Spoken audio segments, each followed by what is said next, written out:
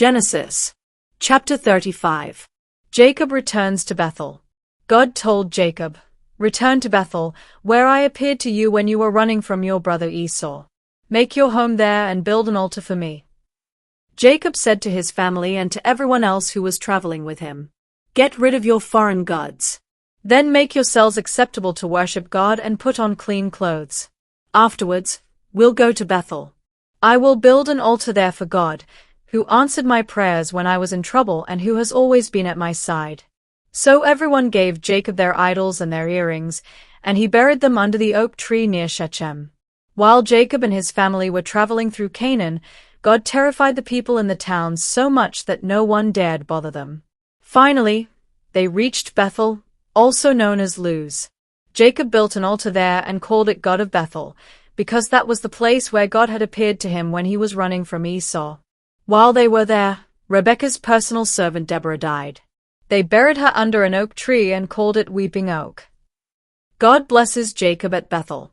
After Jacob came back to the land of Canaan, God appeared to him again.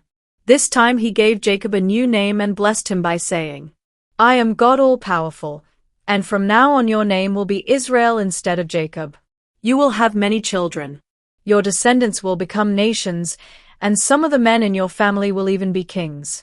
I will give you the land that I promised Abraham and Isaac, and it will belong to your family forever." After God had gone, Jacob set up a large rock, so that he would remember what had happened there. Then he poured wine and olive oil on the rock to show that it was dedicated to God, and he named the place Bethel. Benjamin is born. Jacob and his family had left Bethel and were still a long way from Ephrath, when the time came for Rachel's baby to be born. She was having a rough time, but the woman who was helping her said, "Don't worry. It's a boy." Rachel was at the point of death, and right before dying, she said, "I'll name him Benoni." But Jacob called him Benjamin. Rachel was buried beside the road to Ephrath, which is also called Bethlehem. Jacob set up a tombstone over her grave, and it is still there. Jacob, also known as Israel, traveled to the south of Editawa, where he set up camp.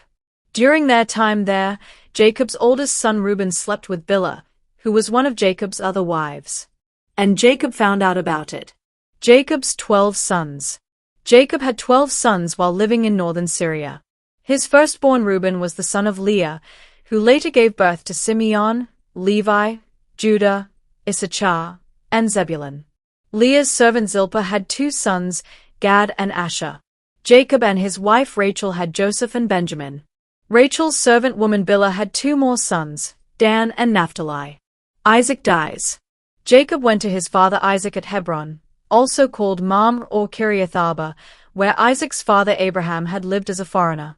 Isaac died at the ripe old age of 180, then his sons Esau and Jacob buried him.